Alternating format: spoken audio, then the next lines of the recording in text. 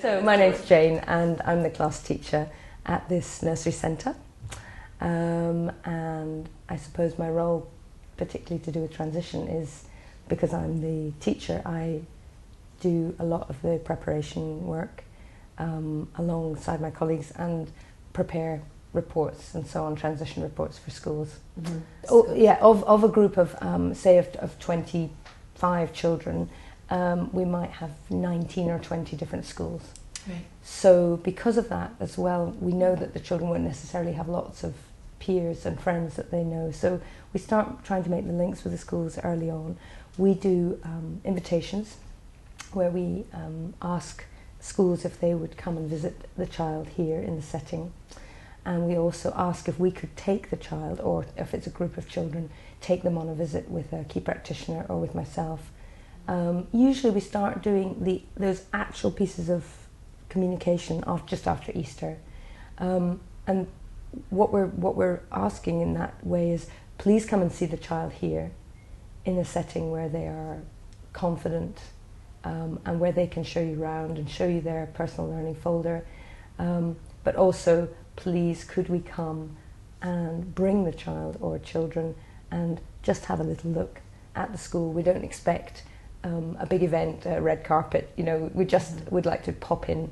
So it's for our children to come back and say, this is my school, it looks like a castle, or this is my school, it has a swan for the logo. So May is a time for me to be gathering together material about the child from the personal learning folder, which every child has, which has documentation about the child, the family, and the curriculum, and then divided into curriculum areas with their work, things that they want to put in and things that we want to put in to record their attainments and their development.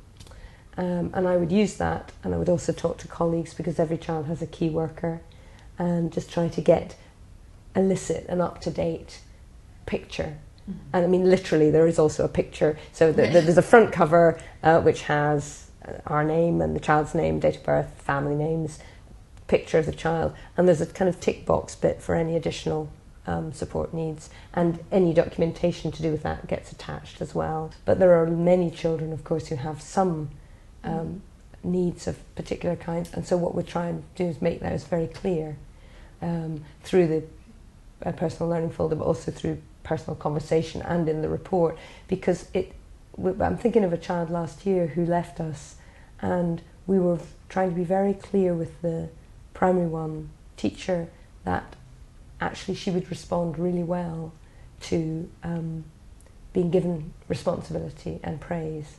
And I know that it didn't go very well for her. I don't want to be negative, but I think it was where we really, really tried to be very clear about what would be the best way to work with that child, to get the best from her, right. You know, for her to be able to relax and to learn and to work with others. But I don't think that went very well. And so there was a disappointment there.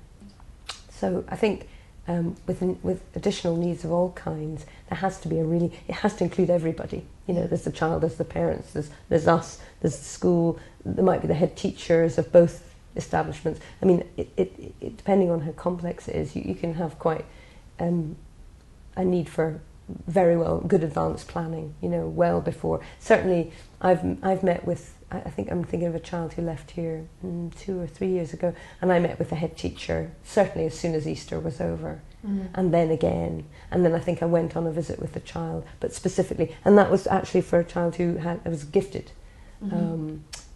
Certainly in the kind of literacy and maths area, and we were just really keen that the school knew exactly what we were talking about, and they could see the child, but obviously only for an hour or so, but we wanted to really get them to take on board, because otherwise that might not have been a good transition, but that worked really well. Right.